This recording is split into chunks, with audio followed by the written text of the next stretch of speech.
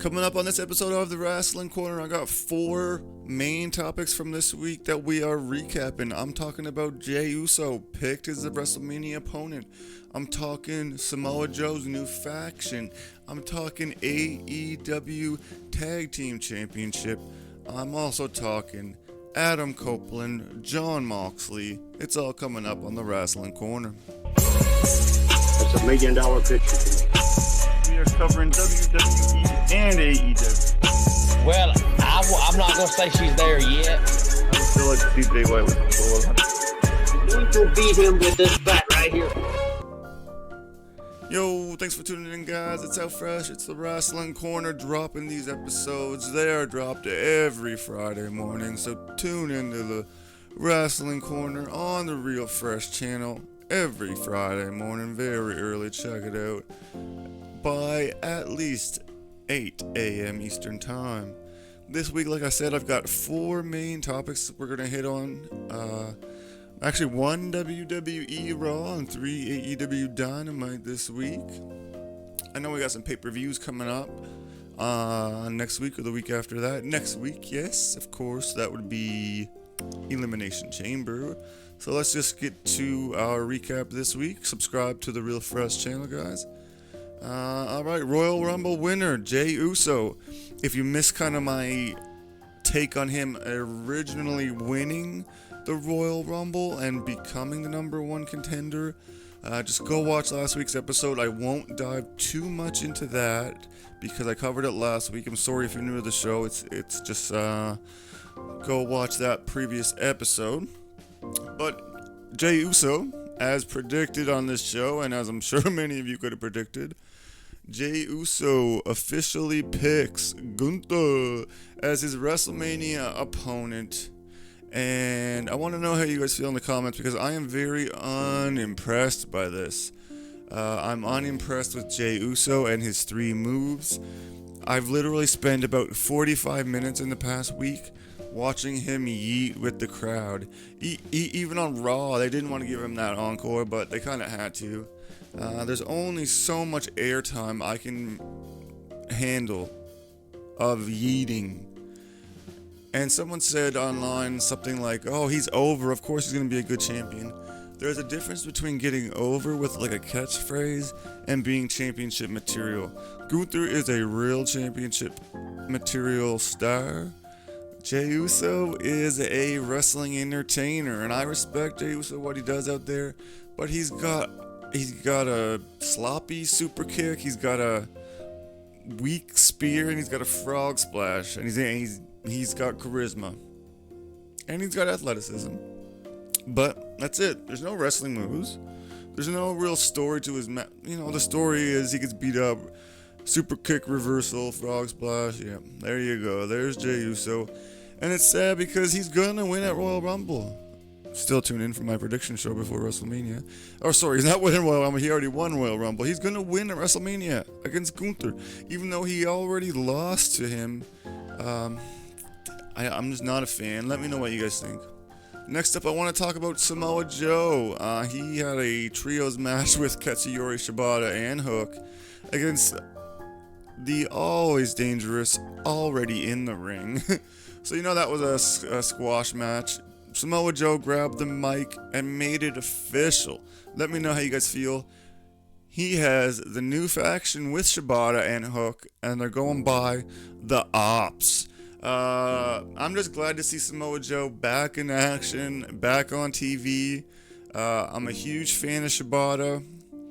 Hook, not a big fan of Hook, but that's okay.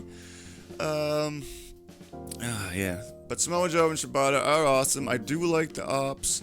I do like the faction.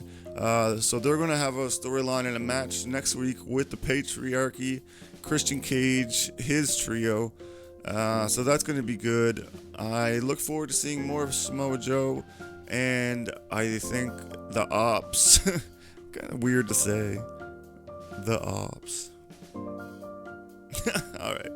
But I think they're going to be a good faction. AEW also had the World Tag Team Championship on the line, and this was a good match, guys. And I want to talk about both tag teams. The Hurt Syndicate, Bobby Lashley, Shelton Benjamin, and they are over. They were the current tag team champions going in, and the crowd loves it. They are chanting. They've already got a couple different chants for the Hurt Business. We hurt people.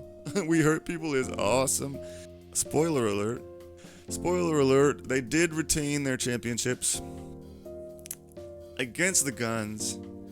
And can I say, the Guns are growing on me. At first, they proved themselves slowly as a tag team. They were not overpushed. They proved to everyone they can put on wrestling matches. And then they elevated their status with the Gun Club, Jay White. They're back on their own, putting on great matches. And they had a great match with the Hurt Syndicate. But it's not their time, even though they are former champions, and I think they have it in their future again. They lost. After the match, Brian Cage and Lance Archer come out. Brian Cage got that look going. He got a new look going, although he's always rocking new hair. Anyway, Brian Cage, Lance Archer, seemingly calling their shot as the next challengers, although I'm just assuming that, but it's probably safe to assume. And I also want to talk about Adam Copeland. How much of a joke it is that he's getting a title shot. It is hilarious. Actually, that's not even the right word for it because it's so dumb. I hate it. I can't even laugh at it. They keep putting Cope, like you're a Hall of Famer, you don't need to change your name. But anyway, they keep putting Cope with current stars like FTR, like Jay White, trying to make him relevant. And it's sad that a WWE Hall of Famer is losing his appeal. You put Cope on TV with Jay White, people want to see Jay White. You put him on TV with FTR, they want to see FTR. AEW, I don't want to say it's ruining Cope because he chose to go there. That was his decision.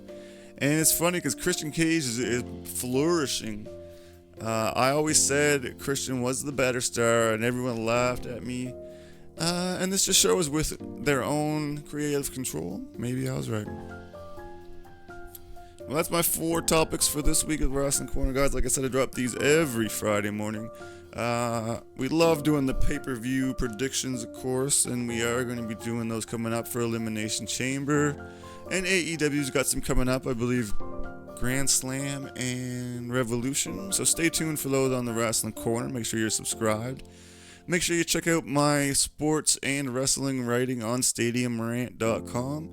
You can go to StadiumRant.com and find How Fresh, the author. So many other great writers on there, guys. So go to StadiumRant.com.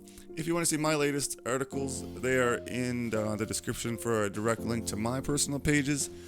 I've been writing a lot of baseball. I wrote a lot of NFL this season. I always do predictions in the article as well. I always do Raw recaps on there, so check it out. And that's it, guys. How Fresh, the Wrasslin Corner, every Friday morning. Peace out. Dubby. Dubby. Free from sugar, fillers, jitters, and all that BS. Bite-sized pizzas on wholesome little bagels. Dubby. Dubby. Dubby. Free from sugar, fillers, Dubby. That's $1 million picture to me. We are covering WWE and AEW. Well, I'm not gonna say she's there yet. I still like to see Jay White with the ball. I'm going to beat him with this bat right here.